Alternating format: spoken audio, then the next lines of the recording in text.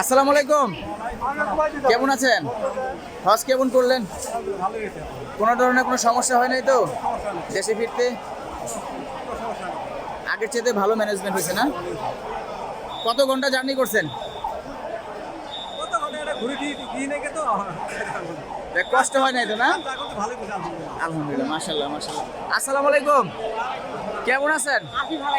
কেমন করলেন? আমাদের জন্য দোয়া, দেশের জন্য দোয়া করছেন তো? বাংলাদেশের জন্য দোয়া করছি।